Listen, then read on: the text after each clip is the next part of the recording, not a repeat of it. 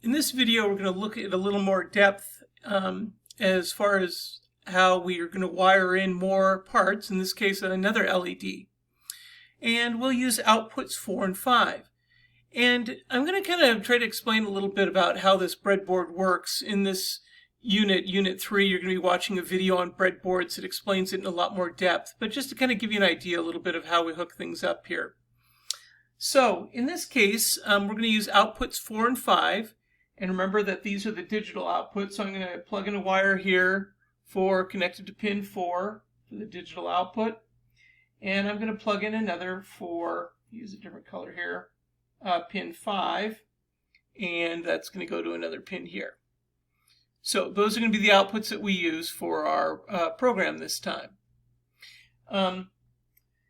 Now, I want to explain one thing real quick here about LEDs.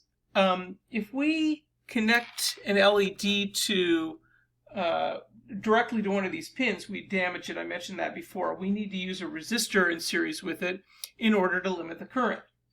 So we can add a resistor here, across that little point there, and add another resistor here. Now, there are probably 50 ways to wire a circuit like this. This is just one example of how I would do it. The point is that the outputs can put out 5 volts and ultimately drive the current to the resistors. And in a second, I'm going to show you kind of how that works as far as the connections on the pins. So we're going to use on pin 4, which is the green one, we'll hook up the green LED. And I'm going to wire that from this point on the resistor to here. And I'm going to remember again, the longer lead is the positive lead, and that's the lead we want to connect to the resistor. And we're going to connect the other LED like that and plug that in. So now at this point, you can kind of see the way that they're wired up there. We've got both of those resistors, but we still have to connect the ground pins. Now you'll notice towards the bottom, there's some pins here that are connected to ground. There are actually 4 ground connections.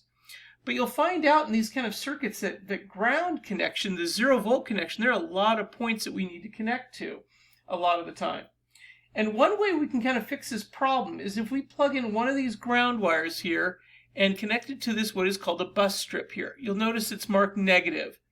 Now, one of the things that's important to understand is that that is not internally connected to anything. But if I connect that pin to ground like that, now the cool thing is that entire strip, anything that we plug in there, is connected to ground through that blue wire there. Okay?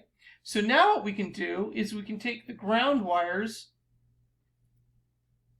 from the LEDs, like that, and now plug it into anywhere on that strip there. And that makes it a little easier instead of trying to try to squeeze them all into the same pins. Okay? So now the current path, the signal, the way the signal is running, it's going from the digital output to the resistors to the LEDs and then back to the ground pins. Okay? Now I need to connect everything here to get it to actually light up.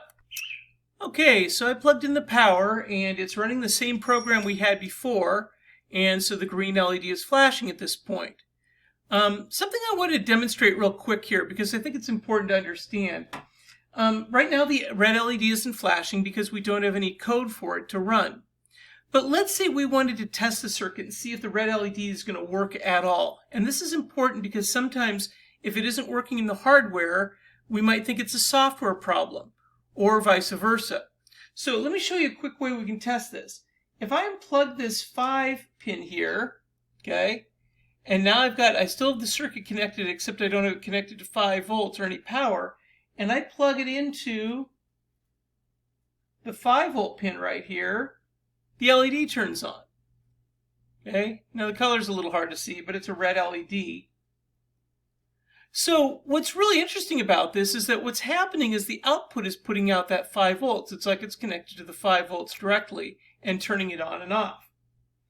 The other thing I want to show you is that you've been given a bunch of wire, some lengths here. Here's an example of one black wire. And what I can do, this happens to be 22 gauge wire. So if I use my wire stripper here, I can put that wire in there and strip one end and make kind of a short wire here, cut it, I'll show you what it looks like when it's all done here. Strip the other end, and then we're left with this little tiny wire here. Because I'm going to be using that ground strip a lot in the future, what I can do is get rid of this jumper wire here and simply plug in that blue pin to the ground like that and leave it kind of permanently connected. Some people don't like the fact these jumper wires start to get messy pretty quickly. As you can see, they're kind of long. So that's one way that you can kind of permanently wire in part of the circuit. Okay, so now let's take a look at the code to get the red light to flash.